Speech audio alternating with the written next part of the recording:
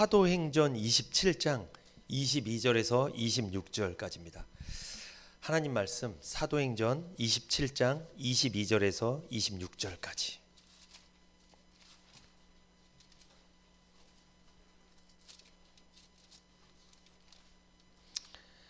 신약성경 235페이지에 있습니다. 제가 봉독해 올리겠습니다. 내가 너희를 권하노니 이제는 안심하라. 너희 중 생명에는 아무 손상이 없겠고 오직 배뿐이리라. 나의 속한 바 곧 나의 섬기는 하나님의 사자가 어젯밤에 내 곁에 서서 말하되 바울아 두려워 말라. 내가 가이사 앞에 서야 하겠고 또 하나님께서 너와 함께 행선하는 자를 다 내게 주셨다 하였으니 그러므로 여러분이여 안심하라. 나는 내게 말씀하신 그대로 되리라고 하나님을 믿노라. 그러나 우리가 한 섬에 걸리리라 하더라. 아멘. 사도행전 27장 22절에서 26절을 중심으로 풍랑을 이기는 믿음, 두 번째 시간입니다. 풍랑을 이기는 믿음, 두 번째 말씀을 전하도록 하겠습니다. 우리가 지난주에 말씀을 들었습니다. 사도행전 27장은 바울이 죄수의 몸이 되어서 로마로 향하는 내용이에요. 바울이 로마로 가는 이유는 다른 이유가 아닙니다. 어떤 이유죠? 복음을 전해서 예수님을 증거하기 위해, 복음 전하기 위해서 로마로 가는 거예요. 그런데 바울이 로마로 가는 이 여정은 수천 킬로미터를 가야 하는 험난한 여정이었어요. 오늘 본문은 죄수의 몸이 되어서 배를 타고 로마로 향하던 중에 유라굴로라는 어마어마한 풍랑을 만나 바울을 비롯한 배에 탑승했던 276명이 죽을 고비를 맞이해서 생사의 기로에 놓인 사건을 말하고 있죠. 그런데 극심한 풍랑 속에서도 담대히 평안을 누리며 다른 사람을 위로했던 한 사람이 있었는데 바로 누구죠? 그게 바울이었습니다. 무엇이 바울을 그렇게 담대하고 평안하게 만들었을까? 생명을 위협받는 상황에서 바울이 풍랑을 이기는 믿음을 소유할 수 있었던 이유는 뭘까? 지난주에 뭐라고 말씀드렸죠? 첫 번째, 그가 뭘 받았기 때문이에요? 하나님께 말씀을 받았기 때문입니다. 그가 왜 풍랑을 이기는 믿음을 소유했다고요? 그가 하나님께 말씀을 받았기 때문입니다. 23절 볼까요? 23절. 오늘 본문 23절 같이 한번 읽어보겠습니다. 시작. 나의 속한 바 곧 나의 섬기는 하나님의 사자가 어젯밤에 내 곁에 서서 말하되. 나의 속한 바 곧 나의 섬기는 하나님의 사자가 어젯밤에 내 곁에 서서 뭐하되? 말하되. 바울이 하나님으로부터 말씀을 받았다는 거예요. 어떤 말씀을 받았죠? 24절이죠. 24절 같이 읽어봅니다. 시작. 바울아 두려워 말라. 내가 가이사 앞에 서야 하겠고 또 하나님께서 너와 함께 행선하는 자를 다 내게 주셨다 하였으니. 아멘. 하나님께서 바울에게 하신 말씀이죠. 그런데 이 말씀은 약속이에요. 약속의 말씀입니다. 극심한 풍랑이 생명을 위협하고 있었지만 바울은 결국 로마로 가서 가이사 황제 앞에 가서 뭐해? 말씀을, 복음을 전해야 할 것이라고 하나님은 약속하신 거예요. 배 안에 타고 있던 276명 중 단 한 사람도 죽지 않고 모두 구원받을 것이라는 약속을 어젯밤에 하나님의 사자를 통해서 바울에게 하나님은 약속하셨다는 거예요. 그 약속을 바울은 받은 거예요. 그러니까 바울이 하나님의 사자로부터 말씀을 받았다는 것은 뭘 받은 거다? 약속을 받은 거예요. 약속. 우리가 예배를 드릴 때 주의 종을 통해서 말씀을 받을 때는 이건 여러분은 하나님과 뭘 맺고 있는 거예요 지금? 약속을 맺는 거예요. 그러니까 예배 시간에 정신을 차려야 됩니다. 왜 정신을 차려야 되냐면 왜? 하나님이 말씀을 전해주면서 성도님들과 하나님과 뭘 맺고 싶은 거예요? 약속. 그 약속, 그러니까 예배 시간은 약속을 받는 시간이에요. 그러니까 예배 때 하나님이 말씀을 통해서 나는 오늘 이런 말씀 깨달았어 하고 돌아가는 것보다 더 좋은 게 뭐냐면 말씀을 듣고 깨달았어. 그런데 여기서 이 단계로 넘어가야 돼요. 어떻게? 말씀을 듣고 그게 무슨 내용인지 깨달았어. 그런데 그 말씀 속에 하나님이 나에게 이것을 약속하셨어. 하나님이 나에게 하신 약속을 받고 돌아가야 돼요. 그래야 그 약속대로 복을 주실 줄 믿습니다. 그러니까 예배를 잘 드린 건 뭐예요? 나 오늘 예배 시간 이거 깨달았어.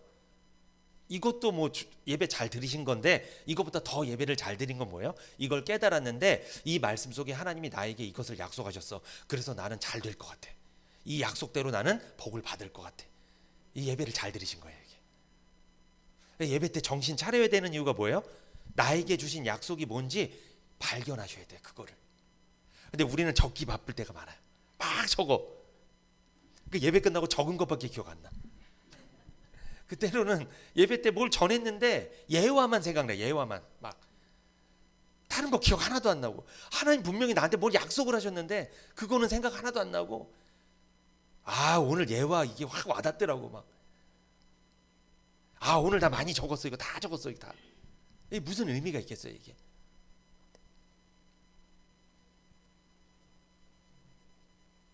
그러니까 바울은 어젯밤에 하나님의 사자로부터 말씀을 받았다. 뭘 받았다? 그런데 약속을 받았다는 거예요. 어떤 약속을 받은 거예요? 너는 바울아, 너는 어디 앞에 가야 되겠고 가이사 앞에 가야 돼. 그러니까 넌 여기서 죽을 수 없어. 죽지 않아. 넌 가이사 앞에 가야 돼. 로마에 가서 복음을 전해야 돼. 그 약속을 받았죠? 그리고 너와 함께한 276명 죽어 안 죽어? 안 죽어. 이렇게 약속 받았잖아요. 그 약속을 믿어준 거예요, 바울이. 그래서 담대해진 거예요. 평안해진 거예요. 그래서 주변에 있는 사람들한테 안심하라 얘기할 수 있었던 거예요. 여러분, 우리가 평생 예배를 드리는데 왜 우리 주변에 있는 사람들한테 안심하라고 얘기 못하는, 왜 못할까요? 우리가 내가 하나님께 뭘 받아야 돼요? 약속을 받은 적이 없으면요, 밖에 나가서 얘기할 게 없어요. 여러분, 밖에 있는 사람들 있잖아요. 세상에 있는 사람들이 언제 우리한테 예배 드리는 우리들한테 언제 위로받는지 아세요?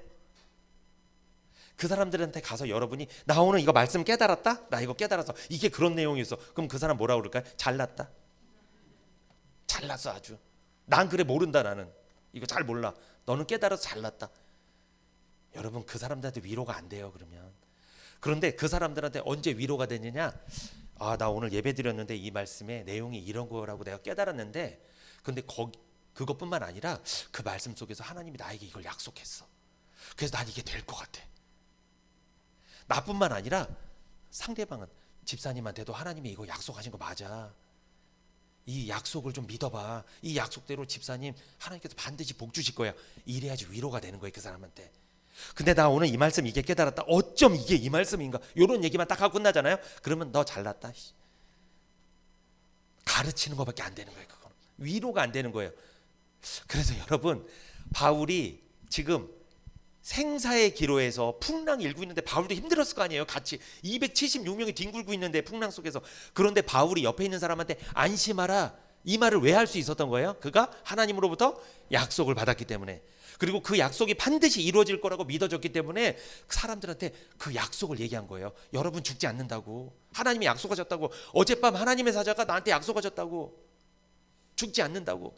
여러분도 밖에 나가서 외쳐주세요. 밖에 나가서 교제를 해주시란 말이에요. 뭐라고? 시흥은혜교회 갔더니 안 죽는다고 그러더라.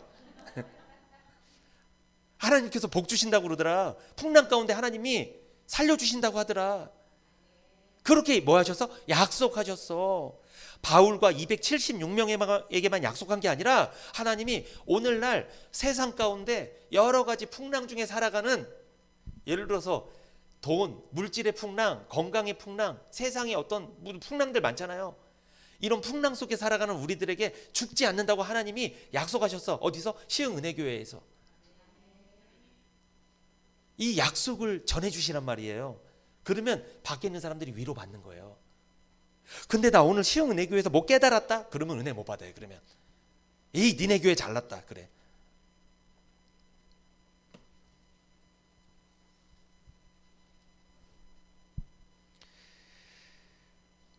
하나님께 약속을 받았다는 게 뭘까요? 하나님으로부터 말씀을 받았다는 거죠. 생존할 수 있는 모든 소망이 다 끊어진 상황 속에서 하나님과 뭐 했다? 교통했다는 뜻입니다. 제가 지난주 말씀드렸죠. 하나님과 교통했다. 하나님의 말씀을 받았다는 것은 하나님과 약속을 맺었다는 것이고, 그것은 하나님과 뭐 했다? 교통했다는 뜻이에요. 그러므로 말씀을 듣고 난 오늘 깨달았다. 요건 하나님이랑 교통한 거예요, 안 한 거예요? 그거는 교통이 아니에요. 그게 말씀을 듣고 뭘 깨달은 거 좋아요. 근데 거기 그 깨달음 속에서 하나님이 나에게 주신 약속을 발견할 때 그때 하나님과 제대로 교통하시는 거예요. 그래서 예배 성공이 인생의 성공이란 말 왜 나온지 아시죠? 예배 때 한 번을 예배 드리더라도 그 안에서 약속을 잡잖아요. 그러면 그 예배 잘 드린 거예요, 그 사람은. 근데 예배를 수천 번을 드려도 나에게 하신 약속을 못 잡으면 불쌍한 사람이죠. 여러분, 예수님 옆에서 죽은 우평강도 있죠. 그 우평강도 평생 예배 드렸어요? 예배 안 드렸어요? 안 드렸는데 약속 하나 받죠. 어떤 거? 주님, 저 같은 주님 나라 들어가실 때, 당신의 나라 들어가실 때 저를 기억해 주세요. 우평강도 그러죠. 그러니까 주님이 뭐라고 해요? 네가 오늘 나와 함께 낙원에 거하리라. 낙원에 너와 함께 나와 함께 거한다고 그러잖아요. 약속이죠. 주님이 그 사람 언제 봤다고? 그날 거기서 본 거예요. 여러분, 죽을 때 누구 옆에 주는 게 좀 중요해. 그 사람 참 복 있는 사람이에요. 예수님 옆에 죽었어. 주님께 부탁한 거예요. 저 같은 사람도 갈 수 있나요? 주님이 뭐라고 해요? 네가 나와 함께 낙원에 갈 것이다. 약속 받은 거잖아요. 그 약속 마지막에 하나 받았는데 그 약속이 그를 천국으로 데려갑니다. 그 약속대로 네가 오늘 나와 함께 낙원에 거할 것이다라는 약속을 주님은 지키신 줄 믿습니다. 그 약속대로 그 우평강도는 평생 나쁜 짓만 하고 살았는데 그 사람 헌금도 안 했어요. 예배도 안 드리고 헌신도 안 했어요. 전도도 안 했다니까요. 나쁜 짓만 하고 살았다니까요. 그 사람이 마지막에 주님이 한마디 하신 그 약속이 믿어진 거예요. 그 약속이 그를 천국으로 데려간 거예요. 그 우평강도는 죽을 때 담대했겠죠. 왜 담대했을까요? 주님이 나를 낙원에 데리고 가신다고 약속했으니까. 여기 믿어져서.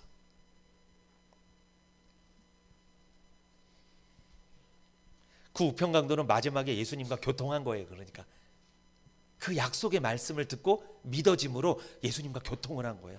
그는 결국 천국에 갔잖아요. 바울은 하나님께 약속의 말씀을 받았습니다.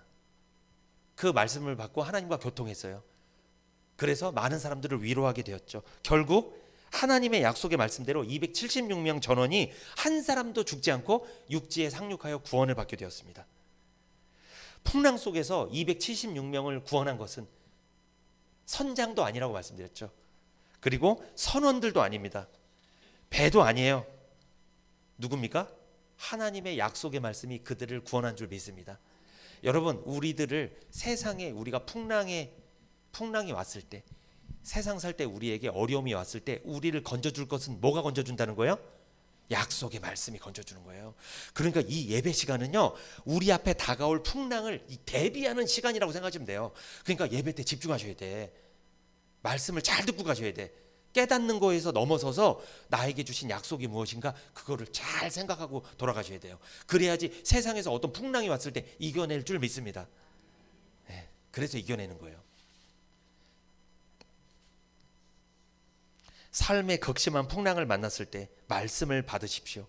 하나님의 약속을 받으십시오. 삶의 어떠한 위기 상황일지라도 내가 말씀 받는 자리에만 있다면 하나님과 약속을 맺게 될 줄 믿습니다. 그러면 풍랑을 이기는 믿음을 갖게 될 것이고, 나뿐만 아니라 많은 사람들을 안심시키는, 위로하는 하나님의 사람으로 쓰임받게 될 줄 믿습니다. 여러분, 그런 사람 되고 싶죠? 여러분, 저도 이 자리에 왜 서 있는 거예요?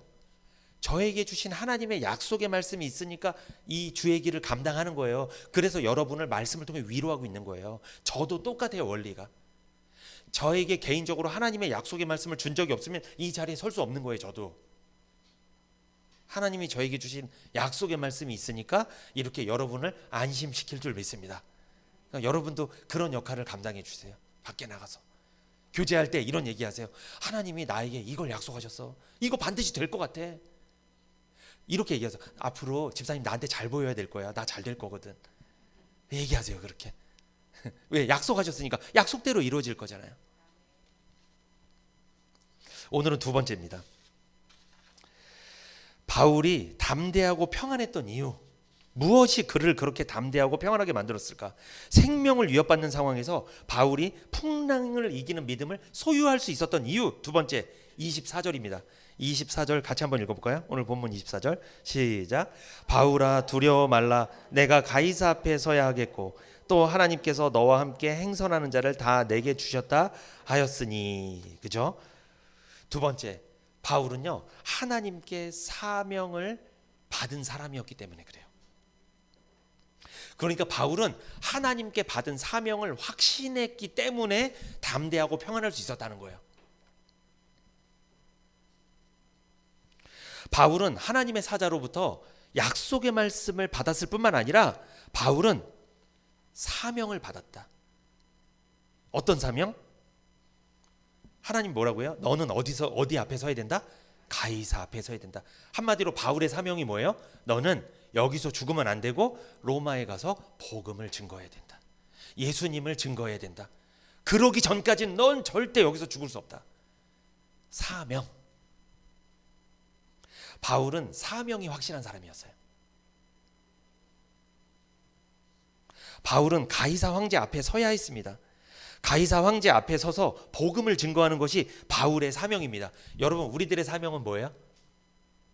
우리들의 사명은 세상에 가이사 황제 같은 사람들 많이 있어요. 어떤 사람들? 하나님이 주인이 아니라 내가 주인, 내가 왕이라고 생각하는 그런 사람들. 그런 사람들한테 가서 여러분, 당신이 왕이 아니고 누가 왕이다? 하나님의 왕이심을 전해야 돼요. 예수님을 전해야 된다는 거예요. 그들에게. 우리들에게도 가이사 황제가 있어요. 집에 가면은 그 가이사 황제가 남편일 수도 있어요. 그 가이사 황제가 아내일 수도 있고, 그 가이사 황제가 자녀일 수도 있고, 그 가이사 황제가 세상의 사장님일 수도 있는 거예요. 믿지 않는 내 친구일 수도 있는 거예요. 하나님을 믿지 않는 모든 사람, 구원받지 않은 모든 사람은 가이사 황제예요. 자기가 황제라고 산다니까요. 자기가 왕이에요. 자기 뜻, 자기 생각, 자기 고집으로 살잖아요. 황제죠, 황제. 그 사람에게 가서 여러분들이 복음을 전하는 거예요. 예수님을 증거하는 거예요. 내가 하나님께 무슨 약속을 받았는지 전하는 거예요. 이게 여러분에게 주어진, 저에게 주어진 뭐다? 사명입니다. 바울은 가이사 황제한테 가야 되는 것이고, 바울과 우리가 똑같아요. 그러니까 우리에게도 로마가 있다는 거예요. 여러분, 로마 어디예요? 그 로마가 아직 믿지 않는 사람이 모여 있는 곳, 그곳이 로마예요. 여러분, 어떤 분이 나 혼자만 예수 믿고 구원받고 나머지 집에 아무도 안 믿어. 그러면 그 사람한테 로마가 어디예요? 집이에요. 집이 로마예요. 로마에 가서 복음 전해야 돼요.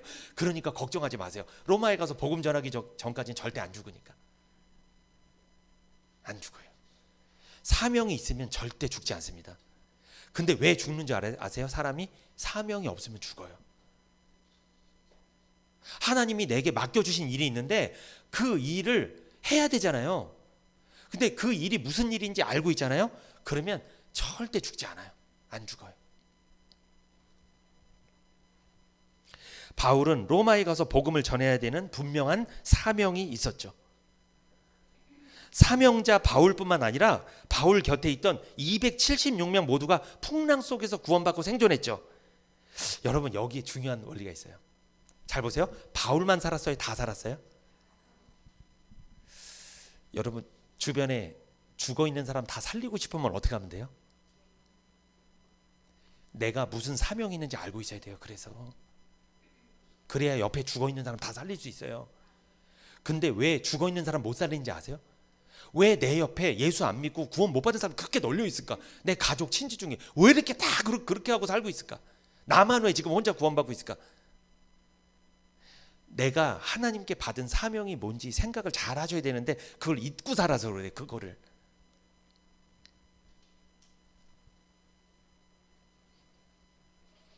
오늘 본문을 보십시오. 바울뿐만 아니라 276명 다 살았죠. 이건 뭘 말하는 거예요? 복음의 사명자뿐만 아니라 그 곁에 있는 사람들에게도 하나님의 지키심과 보호하심과 구원의 역사가 일어난다는 거예요. 여러분, 누구 옆에 있느냐 중요해요. 여러분, 우평강도가 옆에 누가 있었어요? 예수님이 있어서 구원받을 수 있었던 거예요. 제가 수요일날 말씀드렸죠. 유두고가 살아날 수 있었던 건 옆에 누가 있었어요? 바울이, 주의 종이 있었어요. 내 옆에 예수 믿는 사람이 있을 때, 구원받은 사람이 있을 때 나도 구원받을 수 있는 거예요. 내 옆에 누가 있느냐가 너무나 중요한 거예요. 교제를 잘해야 돼요. 친구도 잘 사귀어야 돼요. 잘 생각해 보세요. 이 배가 지금 바울이 타고 가는 배에 바울이 안 탔고 276명만 딱 타고 갔으면 이 사람들 풍랑만 하면 어떻게 됐을까요? 다 죽었습니다. 바울이 잘났다는 게 아니라 그가 하나님으로부터 뭘 받았다? 약속을 받았고, 또 그가 어디로 가야 되니까? 로마로 가야 되기 때문에 거기서 죽으면 안 되니까 곁에 있는 사람도 다 복을 받은 거예요. 여러분, 내 옆에 누가 있느냐 정말 중요해. 하나님께 약속의 말씀을 받은 사람, 또 하나님께 사명을 받은 사람, 그 사명이 뭔지 알고 있는 사람, 그 사람이 내 곁에 있다면 나는 대박 날 줄 믿습니다. 복 받는 거예요. 우리 권사님도 손잡고 이러고 계시는데 내 옆에 누가 계시냐 참 중요해요. 근데 내 옆에 하나님께 약속을 받은 적도 없어, 구원받은 적도 없어, 그리고 사명이 뭔지도 몰라, 그냥 나를 위해서만 살아 평생을, 이런 사람 곁에 있으면요 그렇게 살다가 인생 망가지는 거예요. 끝이에요. 그냥 천국도 못 가고. 그냥 이게 중요한 거예요. 이렇게.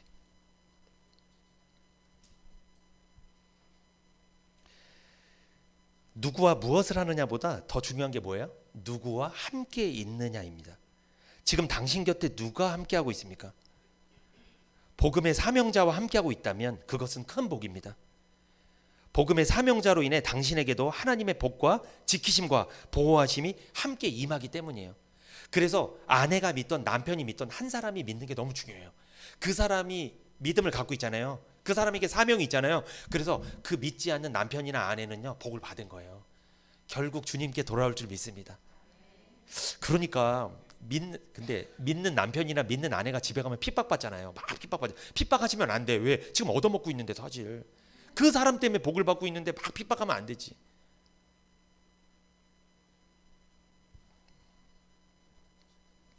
디모데후서 볼까요? 4장 17절.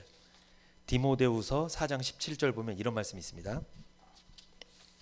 같이 한번 읽어볼까요? 디모데후서 4장 17절. 주께서 내 곁에 서서 나를 강건케 하심은 나로 말미암아 전도의 말씀이 온전히 전파되어 이방인으로 듣게 하려 하심이니 내가 사자 입에서 건지었느니라. 아멘.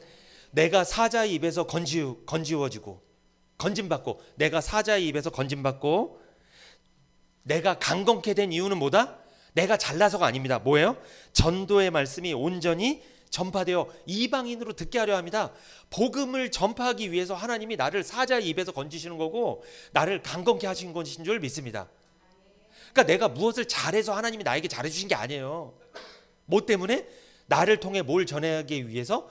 복음을 전하게 하기 위해서, 전도의 말씀을 전하게 하기 위해서 나를 강건케 하시고 사자의 입에서 건지우신 거예요.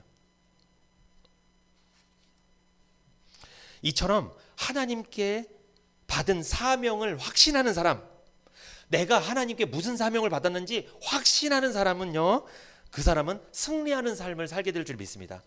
돈 많은 사람이 승리하는 게 아닙니다. 돈이 아무리 많아도요 사명이 분명치 못한 사람은 풍랑을 이기지 못합니다. 여러분 잘 보세요. 돈이 많고 아무리 능력이 많아도 풍랑이 딱 오잖아요. 이길까요? 못 이길까요? 못 이겨요. 그 사람은 무너지는 거예요. 심하면 자살해버려요. 죽어버려요. 못 이겨요.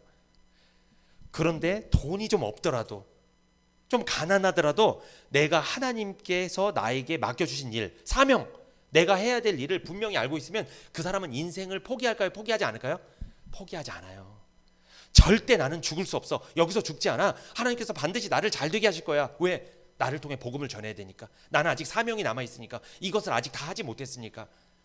이런 생각이 있는 사람은 절대 죽지 않아요.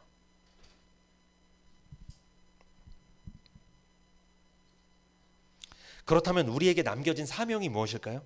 우리는 왜 살아야 됩니까? 우리가 오래 살아야 되는 이유가 뭡니까? 우리는 왜 성공해야 될까요? 왜 공부를 잘해야 되는 거예요?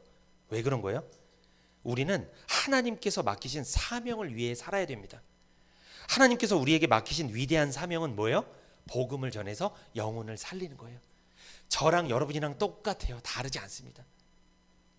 똑같은 거예요. 사도행전 20장 볼까요? 24절. 사도행전 20장 24절. 같이 한번 읽어보겠습니다. 사도행전 20장 24절입니다. 사도행전 20장 24절 시작. 나의 달려갈 길과 주 예수께 받은 사명 곧 하나님의 은혜의 복음 증거하는 일을 마치려 하면은 나의 생명을 조금도 귀한 것으로 여기지 아니하노라. 아멘. 바울은 나의 달려갈 길을 알고 있었습니다. 세상에는 길이 많죠. 여러 길을 달려갈 수 있어요. 그러나 바울은 자기가 달려갈 길을 알고 있었습니다. 그 달려갈 길이 어디예요? 주 예수께 받은 사명, 곧 하나님의 은혜의 복음을 증거하는 일이죠. 그러니까 바울이 달려간 길은 어떤 길? 은혜의 복음을 뭐 하는 거다? 전하는 길을 달려갔다는 거예요. 그는 복음을 전하는 일을 위해서 자신의 생명도 귀한 것으로 여기지 아니했다고 말씀합니다.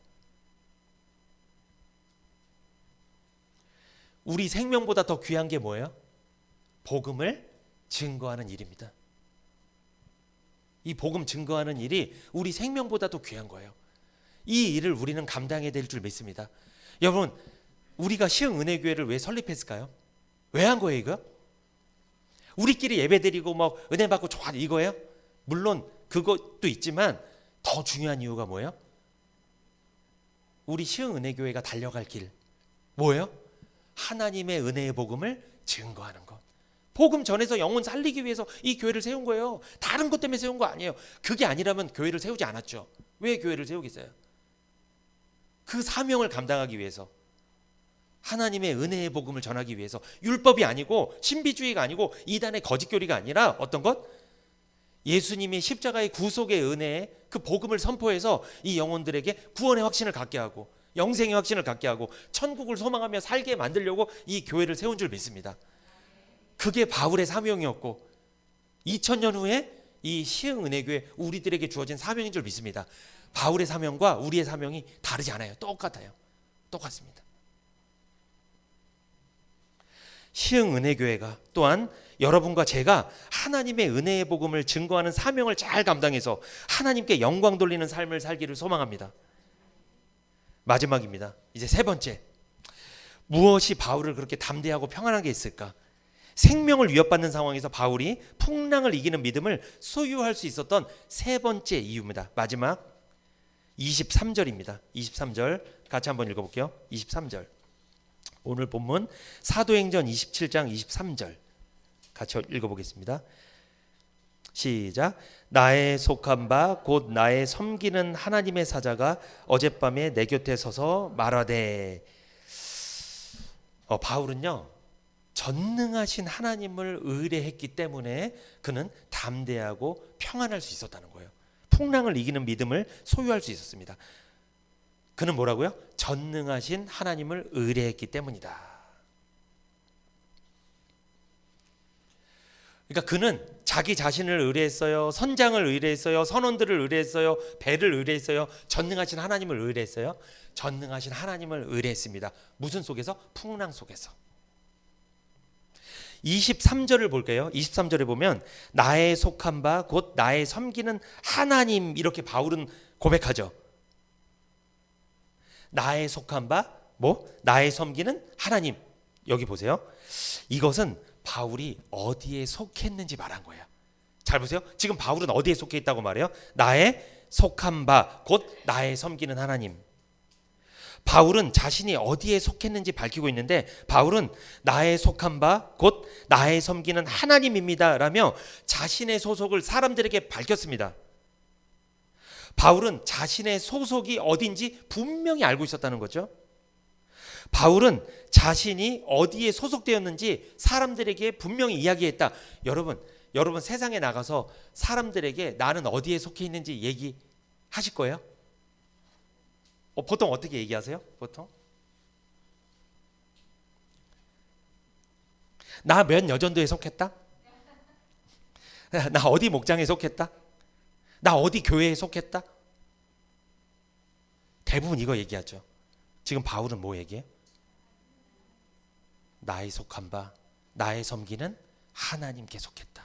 여러분 이런 고백을 해주시기를 부탁드립니다. 나는 어디에 속했습니까? 하나님께 속했습니다.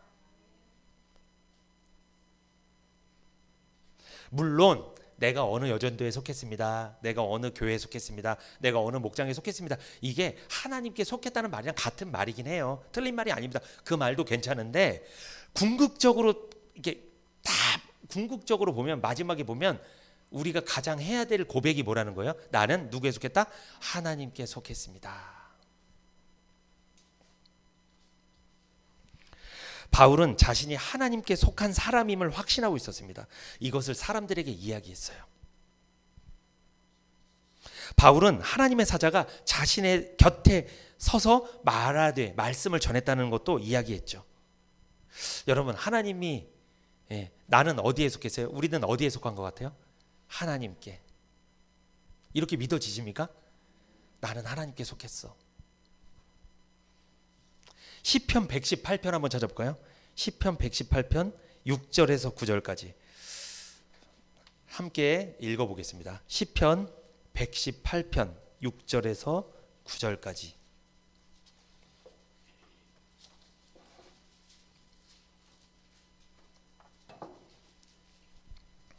시편 118편 6절에서 9절 같이 읽어볼까요? 시작. 여호와는 내 편이시라. 내게 두려움이 없나니 사람이 내게 어찌할꼬. 여호와께서 내 편이 되사 나를 돕는 자 중에 계시니 그러므로 나를 미워하는 자에게 보응하시는 것을 내가 보리로다. 여호와께 피함이 사람을 신뢰함보다 나으며 여호와께 피함이 방백들을 신뢰함보다 낫도다. 아멘. 여러분, 우리 인생에서 중요한 게 있는데 뭐가 중요할까요? 하나님이 누구 편이냐는 거예요. 이게 중요해요. 하나님이 누구 편이냐가 중요한 거예요. 저 사람이 내 편이다, 이 사람이 내 편이다, 요 사람 내 편이다, 별로 안 중요합니다. 그거 안 중요해요. 누가 중요해요? 하나님이 내 편이냐가 중요합니다. 여러분, 회사에서도 과장님이 내 편이다, 부장님이 내 편이다 다 필요 없습니다. 누가? 회장님이 내 편이면 끝입니다. 마치 이것처럼 사람들이 아무리 내 편 들어도 하나님이 내 편이 아니면 그 인생 힘듭니다. 근데 사람들이 내 편 들어주지 않아도 하나님이 내 편만 되어주신다면 우리 인생은 행복할 줄 믿습니다. 인생에서 정말 중요한 것, 하나님이 내 편이냐, 하나님이 누구 편이냐는 거예요. 하나님이 누구 편이냐는 것은 내가 어디에 속한 사람이냐는 뜻이에요. 전능하신 하나님이 내 편이면 참 든든할 텐데 남의 편이면 참 두렵겠죠. 그래서 남편인가 그래서 남의 편. 그래서 아니, 하나님이 잘 보세요. 하나님이 남의 편이면 두려워 안 두려워요? 두려운 거예요 이게. 그런데 하나님이 내 편이면 이게 평안한 거예요. 시편 118편 6절을 보면 이런 말씀하죠. 여호와는 내 편이시라. 내게 두려움이 없나니 사람이 내게 어찌할꼬. 지금 보세요. 이 시편 118편에서 이 사람이 두려워하지 않는 이유는 뭐예요? 돈이 많아서요? 건강해서요? 명예나 권력이 많아서요? 아니죠. 하나님이 내 편이시기 때문에 두렵지 않다는 거예요.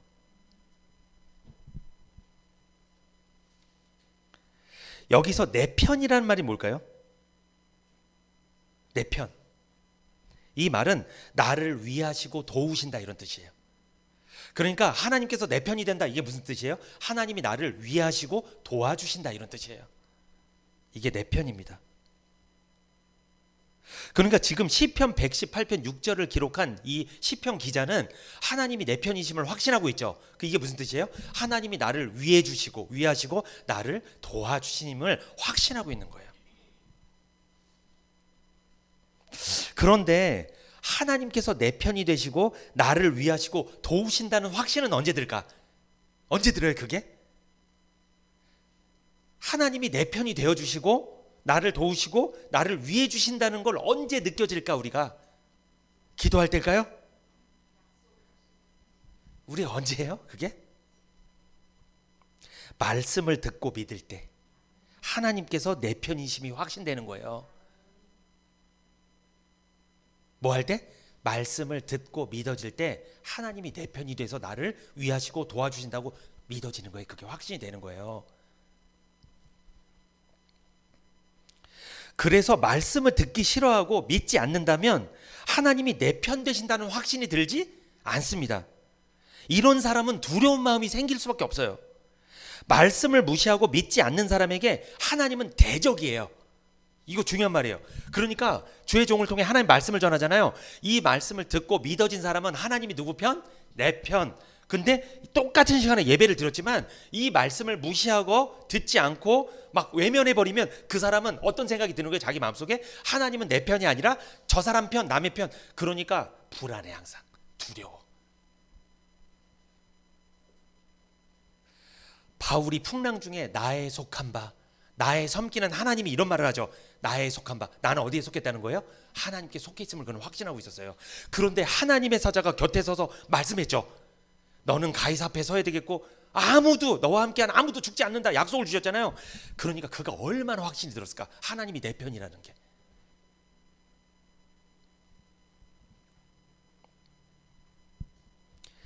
말씀을 듣고 믿은 사람은 하나님이 내 편 되심이 확신되기 때문에 어떤 상황 속에서도 두렵지 않은 줄 믿습니다. 그 사람은 전능하신 하나님을 의뢰하게 되는 거예요. 그래서 왜? 하나님 내 편이니까. 근데 하나님이 내 편이 된다고 믿어지지 않잖아요. 그러면 전능하신 하나님이라고 믿어지지 않아요. 내가 뭘 어떻게 해보려고 그래. 그 사람은 왜? 하나님이 내 편이 되지 않는다고 그렇게 생각이 들기 때문에. 여러분, 우리 애들 있잖아요. 애들도요 대단해요. 애들도 우리 아이들 있잖아요. 우리 애도 둘째 애 있잖아요. 애가 막 누구랑 막 싸우다가 그쪽 부모가 있었어. 근데 우리 애는 부모가 없어. 막 싸우는 거야. 싸우다가 그쪽 부모가 오면은 너 어쩌면 이런 애가 다 있니? 가정교육을 어떻게 받아서 막 혼내. 그럼 우리 애가 막 울잖아요. 근데 우리 애가 언제 담대해진지 아세요? 좀 멀리서 아빠가 걸어오고 있어. 다 이래. 그때부터 용기가 세워서 이제 전투력이 급상승합니다. 이렇게. 왜? 아빠가 내 편이라는 거예요. 내 편이 있다는 거예요. 얼마나 담대한지 몰라요, 여러분. 여러분, 아빠가 내 편이 돼도 애들도 담대한데 하나님이 내 편 되면 뭐가 두렵겠어요? 하나님은 우리 시흥은혜교회 성도님들과 저의 편인 줄 믿습니다. 내 편됨을 언제 확신하게 된다고요? 말씀을 들을 때. 지금 좀 어떻게 확신이 되시나요? 좀 이렇게? 예. 저도 확신이 됩니다. 하나님은 우리 편이에요. 야고보서 4장 5절 볼까요? 야고보서 4장 5절에서 6절 신약 성경입니다. 야고보서 4장 5절 6절입니다. 신약 성경 374페이지에 있습니다. 야고보서 4장 5절에서 6절. 제가 읽어드립니다. 너희가 하나님이 우리 속에 거하게 하신 성령이 시기하기까지 사모한다 하신 말씀을 헛된 줄로 생각하느뇨. 그러나 더욱 큰 은혜를 주시나니 그러므로 일렀으되 하나님이 교만한 자를 물리치시고 겸손한 자에게 은혜를 주신다 하였느니라. 아멘. 여러분, 여기 보면 4장 5절에 야고보서 너희가 하나님이 우리 속에 거하게 하신 성령이 시기하기까지 사모한다 하신 말씀을 헛된 줄로 생각하느냐. 잘 보세요. 이 말씀을 보니까 성령이 시기한대요. 여러분, 이게 도대체 무슨 말인가? 성령은 하나님이시잖아요, 그죠? 성령 하나님이신데 하나님이 시기하신대요. 이거를 해석을 좀 해드릴게요. 이게 무슨 뜻이냐? 여러분, 성령 하나님은 성부 하나님과 성자 하나님은 예수님이죠.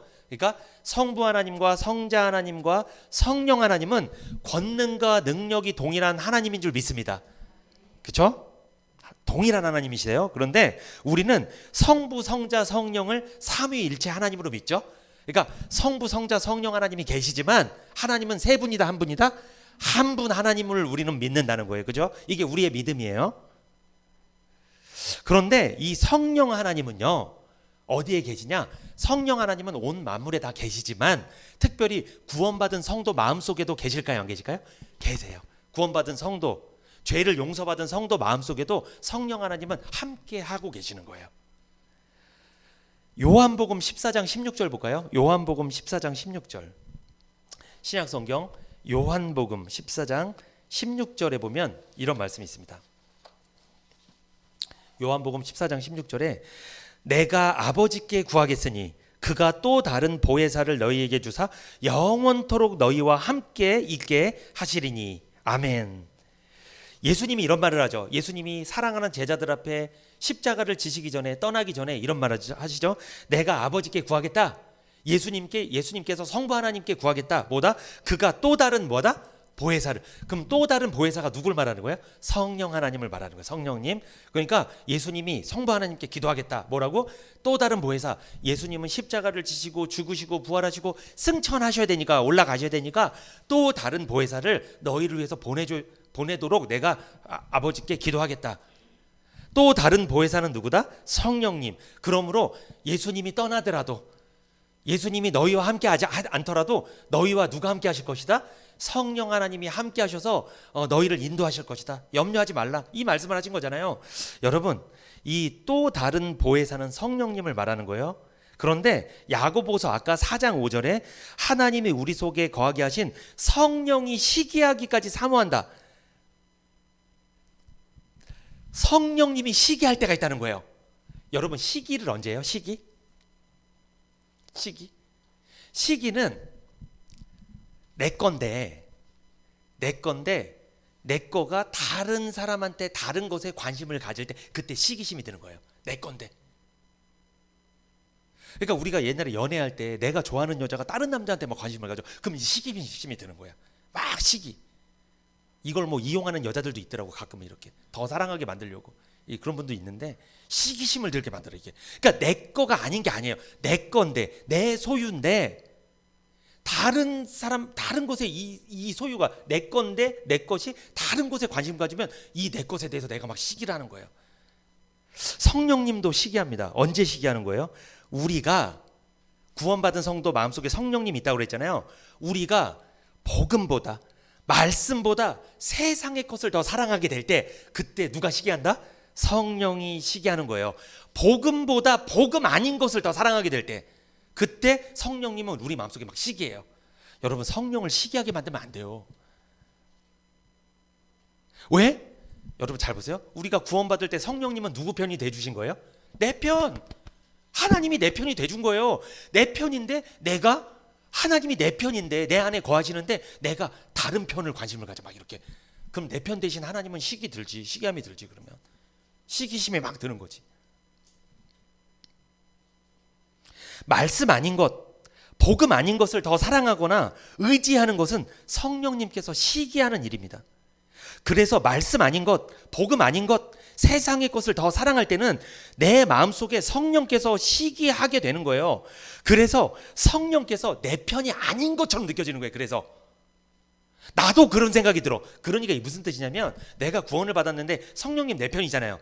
근데 내가 복음보다, 말씀보다, 예배보다 세상 것들 더 사랑하게 됐어. 그러면 어떤 생각이 드냐? 성령님도 시기하지만 나도 성령님이 내 편이 아닌 것 같은 생각이 들어. 이상하게 그러더라고. 우리 애들 키워보면 그러더라고. 부모님은 애들 편이거든요. 근데 가끔 애들이 문 확 닫고 들어가 버리고 막 그러더라고. 왜? 애들이 부모님보다 더 좋은 것을, 세상에 더 좋은 것을, 이렇게 친구가 더 좋아지고 세상 것들이 더 좋아지고 그러면 부모님 별로 안 좋아하더라고. 이제 슬슬 여행도 같이 안 가려고 그러고 귀찮아해. 이제. 그래도 부모님은 여전히 애들 편이긴 한데, 그럼 부모님은 막 시기심이 드는 거예요. 막 이렇게 애들을 뺏긴 거야. 다른 곳에 막 애들을 뺏긴 거야. 그럼 부모님 막 시기심이 들지.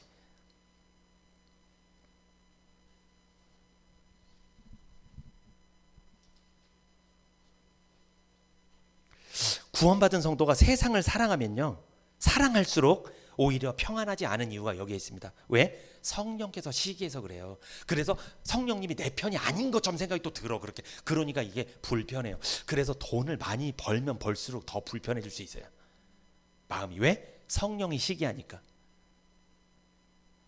성령께서 내 편이 아닌 것처럼 생각이 드니까 많이 벌면 벌수록 불편해. 더 막 괴로워. 평안이 없어 마음속에.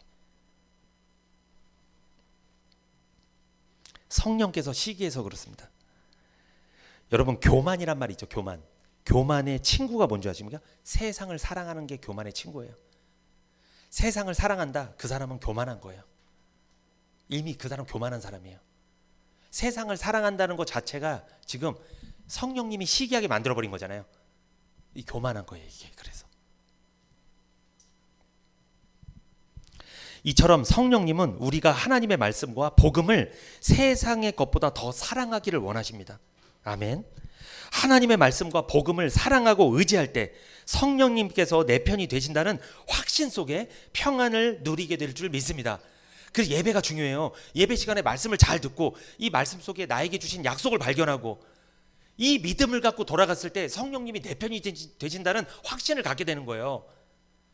그런데 예배는 다니는데 말씀이 뭔지도 모르겠고 재미도 없고 말씀 항상 무시하고 이렇게 되면 성령님이 내 편이 된다는 확신도 없고, 그러니까 내가 알아서 해야 돼요. 세상에서 얼마나 두렵겠어. 이 험난한 세상에서 성령님이 내 편이 돼서 살아가도 만만치 않은 세상인데, 세상이 성령님이 내 편이 된다는 생각도 없이 혼자 뚫고 이 문제를 해결하고 살아야 된다고 생각해 보세요. 이거 얼마나 힘들겠어요 이게. 야고보서 4장 6절에 이런 말씀 있죠. 야고보서 4장 6절에 하나님이 교만한 자를 물리치시고 겸손한 자에게 은혜를 주신다. 이 말씀 잘 알고 있죠. 여러분, 이 말씀이 무슨 뜻이에요? 하나님은 겸손한 자에게 은혜를 주고 교만한 자를 물리치신다. 그러면 여러분 잘 보세요. 교만한 자를 물리친다는 거는, 교만한 자는 하나님 편이라는 거예요? 하나님 편이 아니라는 거예요?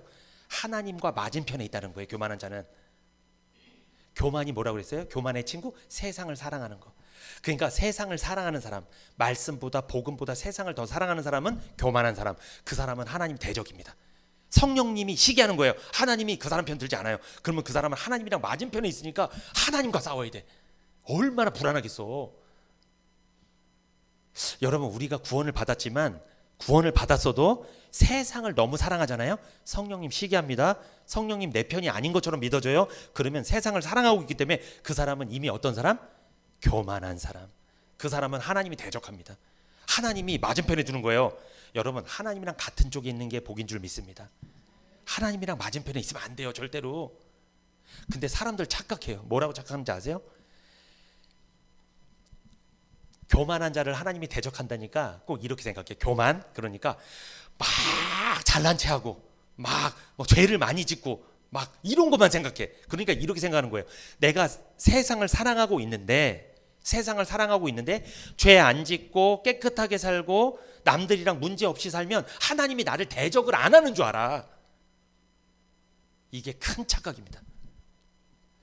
여러분, 이건 교만의 의미를 몰라서 그래요. 여러분, 교만이 뭐라고 그랬어요? 세상을 사랑하는 거예요. 복음보다 세상을 사랑하는 거예요. 말씀보다 세상을 더 사랑하면 그 사람 교만한 사람이에요. 그 사람이 세상에서 죄를 하나도 안 짓고 온유하고, 그 사람이 뭐 점잖고, 그 사람이 무슨 뭐 착한 일을 많이 하고 기부를 많이 하고 별거 다 해도 말씀을 무시하면 그 사람은 이미 하나님이랑 맞은편에 있는 사람이에요. 그런 사람이랑 교제하면 큰일 납니다. 같이 힘들어질 수 있어요. 그 사람이. 왜? 하나님이랑 맞은편에 있는데 그 사람이랑 어떻게 친해지겠어? 맞은편에 있는 사람인데. 하나님이랑 같은 쪽에 있는 사람이랑 친해져야지.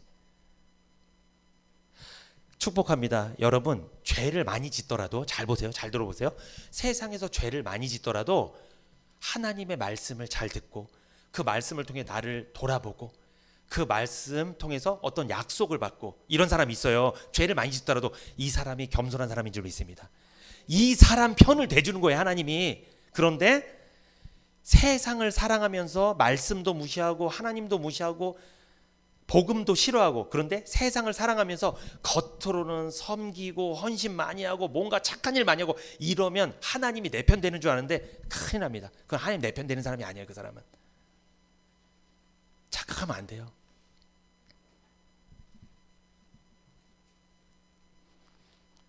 여러분, 겸손은 두 가지 의미가 있습니다. 겸손, 대인관계에서 겸손이 있어요. 그게 뭘까요? 나보다 상대방을 낮게 여기는 거예요. 나보다 상대방을 더 훌륭하게 여기는 거예요. 이거는 대인관계의 겸손이에요.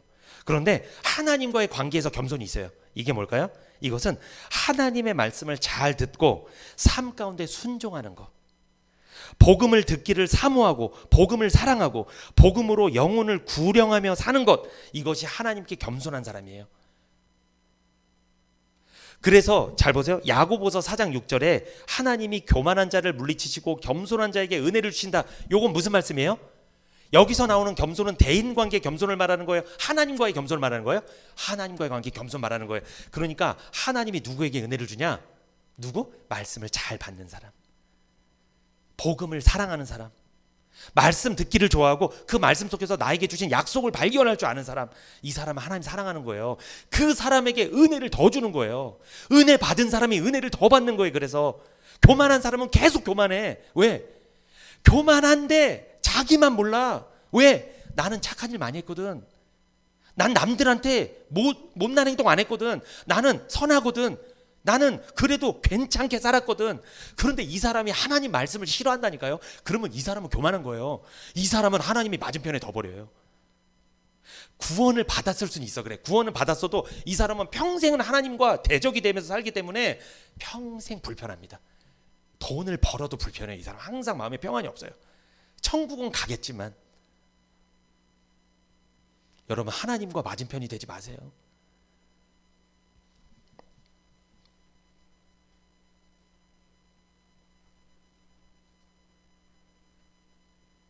여러분, 제가 아까 사람들 사이에서 사람들 사이에서 겸손이 뭐라고 했어요? 사람 사이 관계에서 나보다 남을 낮게 여기는 거잖아요.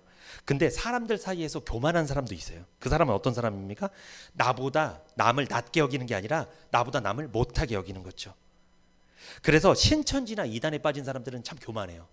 왜 교만할까요? 그 사람들은 너 비유풀이 할지 모르지? 너 요한계시록의 10뿔 7머리가 뭔지 모르지? 나는 다 안다? 근데 그거 나도 다 알고 있거든요. 저도 사실은 다 알고 있는데 일부러 말 안 하는 건데 다 알고 있는데 그거 딱 얘기하면 그 사람들 막 도망가 버려요. 오, 알고 있네. 그 우리만 아는 줄 알았는데. 교만한 사람들이 어떤 교만한 사람? 나만 말씀 많이 알고 너는 모르는 사람. 그러니까 넌 나한테 들어야 돼. 항상 교회에서도 이런 사람이 있을 수 있어요. 나는 많이 배웠어. 너는 못 배웠어. 그러니까 넌 나한테 무조건 듣고 나는 말하고.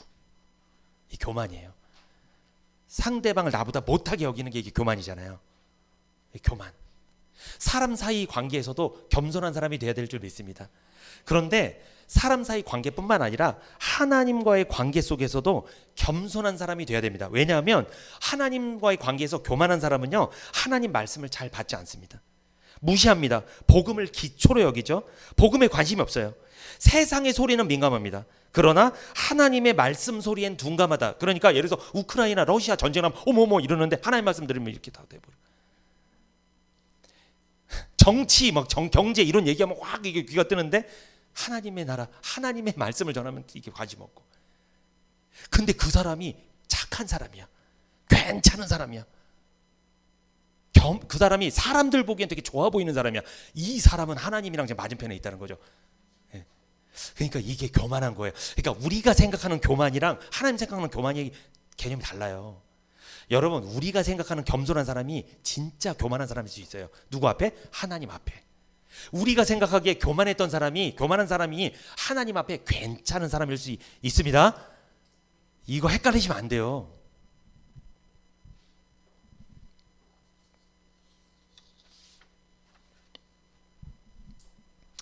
야고보서 4장 6절에 하나님은 겸손한 자에게 은혜를 주시는데 더욱 큰 은혜를 주신다고 약속하셨죠. 하나님 앞에 겸손한 사람, 즉 하나님의 말씀을 잘 받고 복음 듣기를 사모하는 사람, 그리고 말씀을 순종하는 사람, 이 사람에게 하나님은 더욱 큰 은혜를 주신다고 약속하셨어요. 야고보서 4장 5절에 한번 볼까요? 야고보서 4장 5절에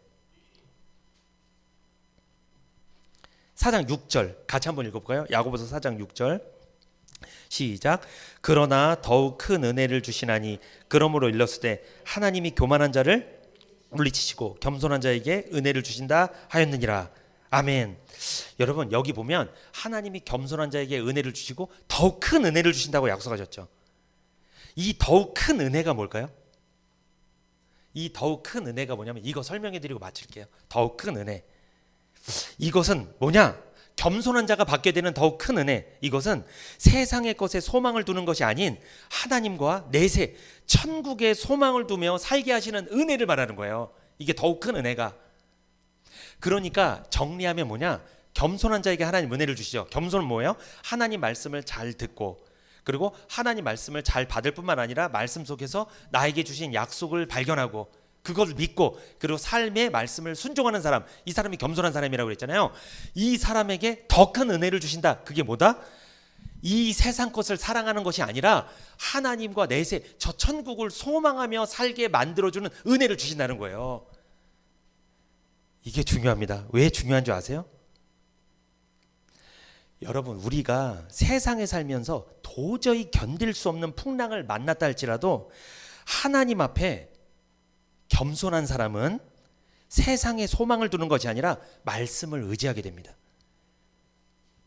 말씀 가운데 성령께서 내 편이 되어주신다는 확신을 갖게 되고요.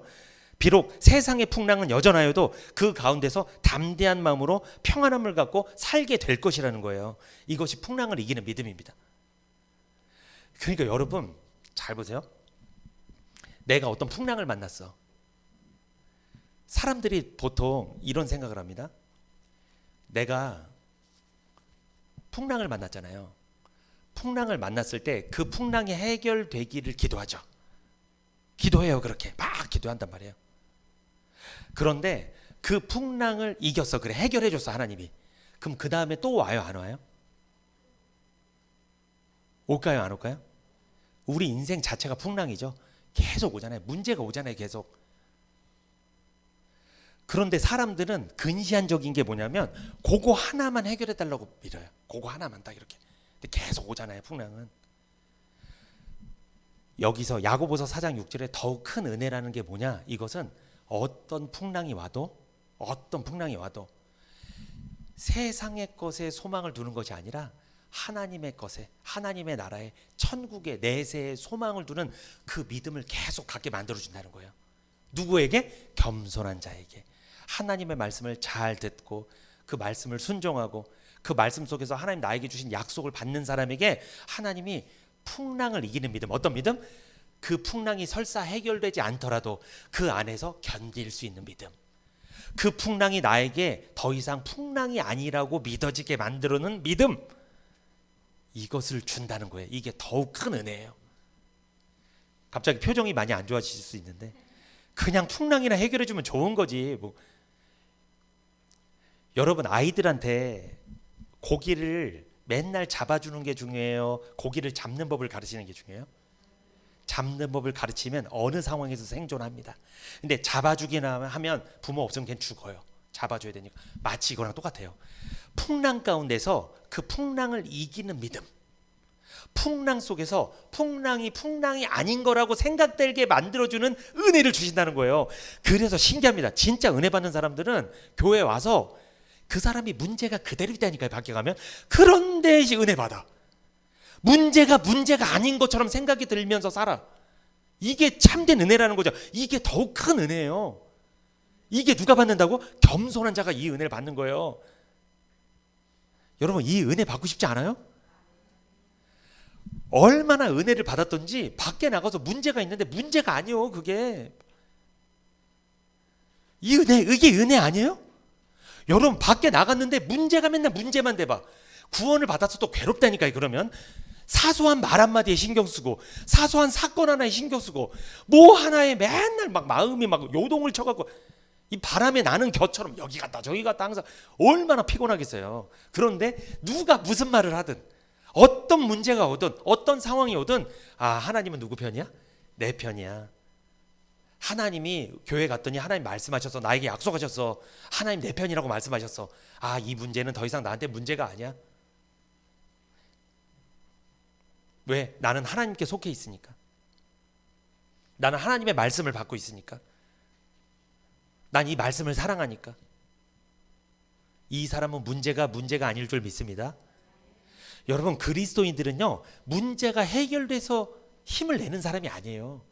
문제 가운데서도 힘을 내야 될 줄 믿습니다.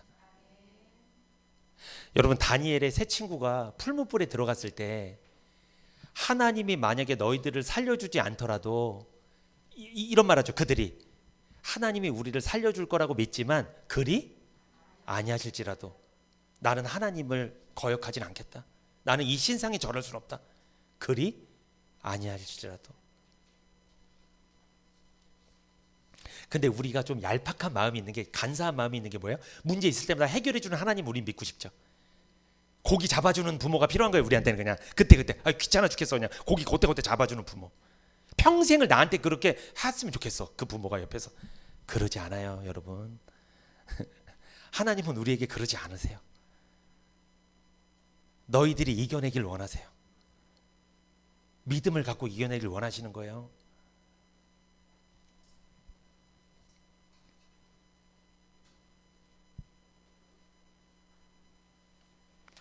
시편 118편 8절에 보면 시편 118편 8절에 보면 여호와께 피함이 사람을 신뢰함보다 나으며 여호와께 피함이 방백들을 신뢰함보다 낫도다 말씀하죠. 여호와께 피한다는 게 뭐예요? 하나님을 의지한다. 하나님께 맡긴다. 하나님이 내 편이심을 믿는다는 거예요. 결국 말씀을 믿는다는 뜻이에요. 말씀을 의뢰한다는 뜻이죠. 여호와께 피함이 사람을 신뢰함보다 낫다고 한 것은 사람의 힘은 유한합니다. 그러나 하나님의 말씀은 무한하시죠. 사람의 마음은 수시로 변하지만 하나님의 말씀은 변하지 않으신다는 거예요. 무한하시며 변하지 않는 하나님의 말씀을 믿음으로 의지하여 하나님이 내 편 되시는 복을 누리시고 풍랑 속에도 평안하며 승리하는 삶을 살아가시기를 축복합니다. 여호와께 피하세요. 피하는 게 뭐라고요? 말씀을 듣는 거예요. 여호와께 피하는 게. 여호와께 피하라니까 이렇게 피하는 거예요. 이렇게 여호와께 보이지도 않는데 여호와는 그게 아니고 말씀을 잘 듣는 거예요. 이게 여호와께 피하는 거예요. 여러분 그러면 겸손한 사람은 누구한테 피한 사람이에요? 여호와께 피한 사람이에요. 근데 교만한 사람은 어떤 사람? 사람을 신뢰하는 사람, 방백들을 신뢰하는 사람. 그 사람은 교만한 사람. 그 사람은 여호와께 피한 게 아니에요. 여호와의 맞은편에 있는 사람이에요. 여호와의 대적이 되는 사람. 그러니까 여러분 제가 계속 말씀드리잖아요. 교회에 왔을 때 어떤 사람이 죄를 졌어요. 그 죄를 진 사람보다 더 위험한 사람이 어떤 사람? 죄는 안 졌는데 하나님 말씀을 잘 안 듣는 사람. 이 사람 위험한 사람이에요. 이 사람이 사실 어떻게 보면 위험한 사람, 위험해 그 사람이. 근데 그 사람이 겉으로 보기 너무 좋아 이렇게. 그러니까 또 사람이 또 친해져 그러다가. 여러분 잘 판단하시기 바랍니다.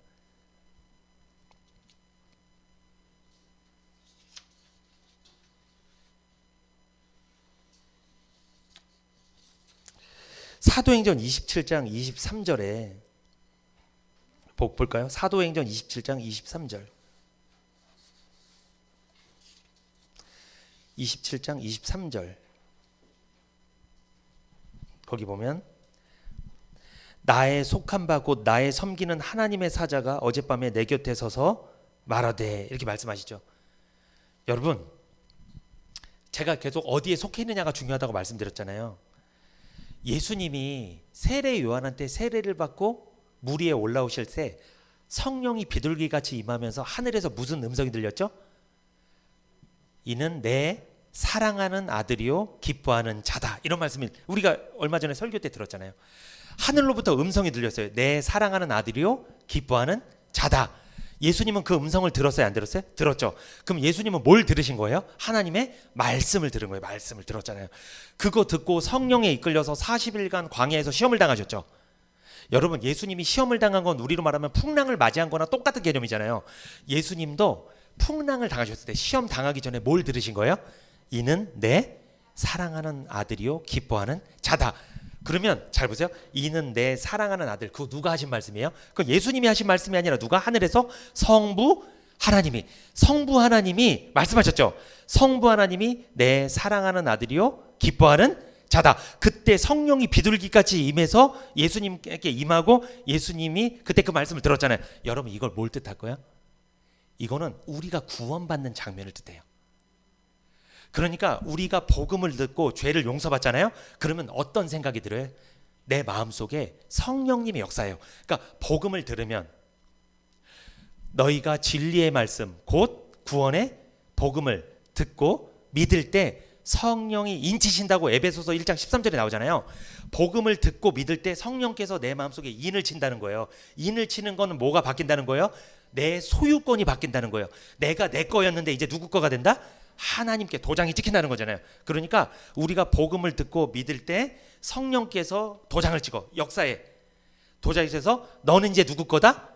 하나님 거다라는 걸 알게 한다는 거잖아요. 이것처럼 예수님이 물 위에서 세례를 받고 올라올 때 하늘에서 성령이 임하시고 성부 하나님이 뭐라고 말씀하세요? 이는 내 사랑하는 아들이요 기뻐하는 자다. 여기 보세요. 내 사랑하는 아들, 내 소유격이죠. 그러니까 예수님 누구 거라는 거예요? 하나님 것. 그러니까 예수님도 자기 소속이 누구에게 있다? 하나님께 있다는 걸 확증을 받으신 거예요. 그 마음, 소속감으로 그 소속된 마음, 그 소속감을 갖고 40일간 성령에 이끌려서 시험을 당하시고 이기신 줄 믿습니다. 그러니까 여러분 소속감으로 이기는 거예요. 그러니까 소속감으로. 바울도 아까 풍랑 속에서 뭐라고 해요? 나의 속한 바, 나의 섬기는 하나님이 소속감. 내가 어디에 속해 있냐는 거예요. 그것으로 이기는 줄 믿습니다. 그것으로 풍랑을 이겨낸 거예요. 담대할 수 있었던 거예요. 예수님도 똑같아요. 예수님도 내 사랑하는 아들이요, 내 기뻐하는 자다. 아, 나는 누구에게 속했구나? 하나님께. 하나님이 사랑하는 아들이고 하나님이 기뻐하는 자구나. 소속감을 알게 된 거야. 이걸로 시험을 이기셨다는 거죠. 예수님은 얼마나 위로가 되셨을까?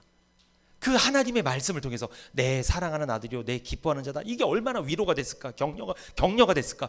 그 힘으로 그 40일간 시험을 이긴 거예요. 그러니까 예수님이 이렇게 말씀하시죠. 사람이 떡으로만 사는 것이 아니라 하나님의 말씀을 하나. 하나님의 말씀을 통해 내가 소속이 어딘지 알게 된 거예요. 내 사랑하는 아들이요, 내 기뻐하는 자다. 그 소속감으로 이겨내는 줄 믿습니다. 예수님도 그러니까 하나님이 누구 편이라는 걸 확신한 거예요. 내 편, 내 사랑하는 아들이라는 소리를 들었잖아요. 하나님 내 편이구나. 우리 아버지가 내 편이구나. 어린 아이들이 싸울 때 아까 말씀드렸잖아요. 아버지가 내 편인 거 알면 담대해진다고. 예수님도 담대하게 시험을 이겨내신 거예요. 사람은 떡으로 사는 게 아닙니다. 말씀으로 사는 거예요. 소속감으로 사는 거예요. 내가 하나님께 속해 있다. 하나님이 내 편이다.